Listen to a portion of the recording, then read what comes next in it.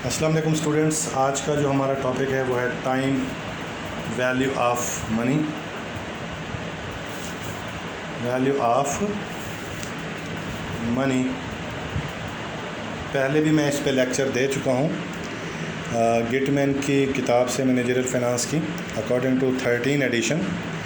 मैं प्रॉब्लम इसका 5वां हल कर चुका हूँ, इसका 5वें चैप्टर का। तो आज हम इसका problem number 5, 6, 13 edition time value of money का हम हल करेंगे। मैं सवाल को रीड आउट कर रहा हूँ। वो कहता है as part of your financial planning, यानी कि आप एक माली जो है ना मनसूबाबंदी कर रहे हैं। You wish to purchase a car exactly 5 years from today. आज से 5 साल के बाद आपने एक कार ख़रीदनी है। The car you wish to purchase cost $14,000 today. अच्छा, सिंपल कोई इन्वेस्टमेंट टूडे हो या किसी चीज़ की कीमत हो टूडे, तो वो हमेशा प्रेजेंट वैल्यू ही कहलाती है। तो इसको हम अगर इसकी वैल्यूएशन करना चाहते हैं तो इसको हम प्रेजेंट वैल्यू कहेंगे। ये हमारी $14,000 है।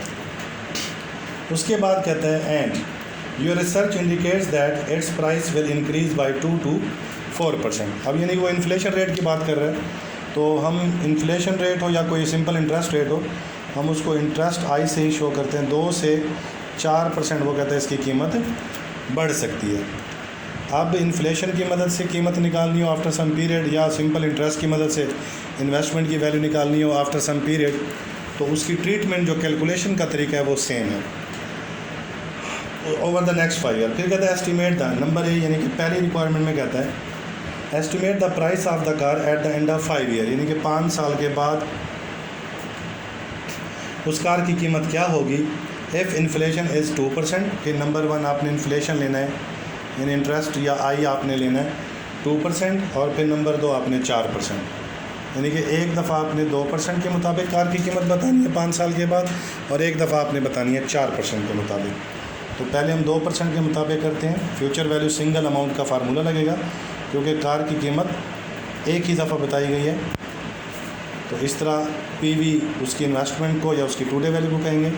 अब रेट ऑफ इंटरेस्ट जो है 2%, सबसे पहले इसको आप 100 पे डिवाइड करें और डेसिमल में कन्वर्ट कर लें, तो ये आ जाता है 0.02। 1 में ऐड करेंगे तो इस तरह यहाँ पे डायरेक्ट आप लिख सकते हैं 1.02 पावर 5।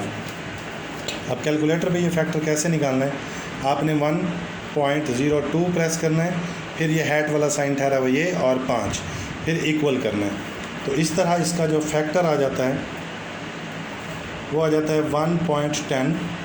40 जितने भी पॉइंट के बाद फिगर लें, कम से कम 4 से 5 ज़रूर लें, क्योंकि मल्टीप्लिकेशन होनी है, उसका इफ़ेक्ट होता है। 14,000 के साथ ज़र्ब किया तो 2% के मुताबिक कार की कीमत 5 साल के बाद $457.13 होगी।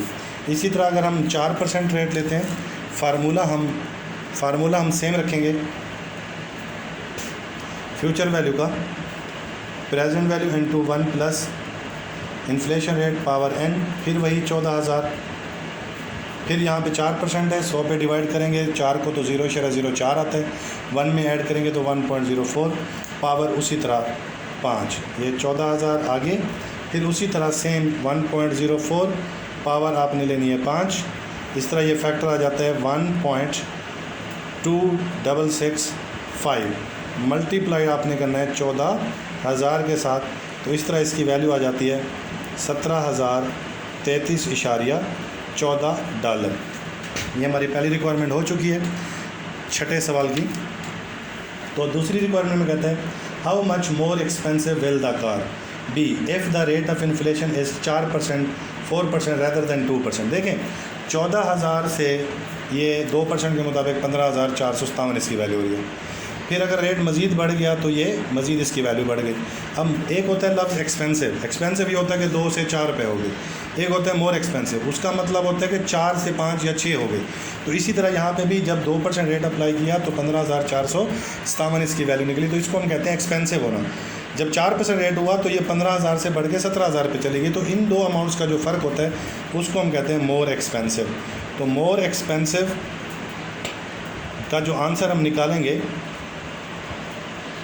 वो हम फ्यूचर वैल्यू जो कार की निकली है 4% पर, इसमें से माइनस कर देंगे फ्यूचर वैल्यू 2% वाली, यानी कि 17,033 में से $15,457 जब हम नफ़ी करेंगे तो इन दो अमाउंट्स का जो फ़र्क होगा उसको हम कहते हैं मोर एक्सपेंसिव।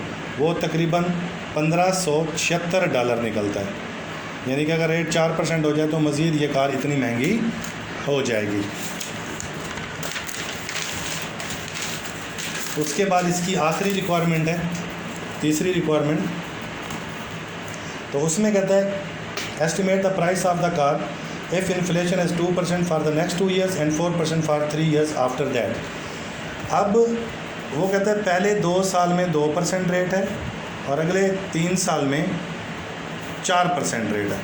जब दो रेट इकट्ठे अप्लाई करने हो तो उस वक्त आप 1+i फैक्टर का इजाफा कर दें। यानी कि उस दूसरा फ्यूचर वैल्यू का फार्मूला होगा future value is equal to present value 1+i की पावर n, फिर मल्टीप्लाई 1+i की पावर n। तो पहले हिस्से में आप प्रेजेंट वैल्यू की जगह पे 14,000, तो 1 पहले 2% है 2 साल तो 1.02 यहाँ लिखें और पावर 2 लें, फिर 4% है तो 1.04 लिखें तो पावर 3 लें। तो इसी तरह इसको आप इकट्ठा हल करें। बाज़ को बच्चे इसको अलग अलग हल करते हैं तो समझाने में ज़रा मुश्किल हो जाती है। तो यहाँ पे आ गया 1.0404। इसी तरह हमने 1.04 की पावर 3 ली, पहले 2 ली अब 3 ली, तो इस तरह ये फैक्टर आ जाता है 1.124864। इन तीन अमाउंट्स को या इन तीन फिगर्स को या तीन वैल्यूज़ को इकट्ठे आप ज़र्ब कर दें 1.0404 मल्टीप्लाइड बाई 1.124864। तो इस तरह आपका आंसर आ जाता है $16,384.32। ठीक हो गया, ये आपका फाइनल सवाल है। मैं इसको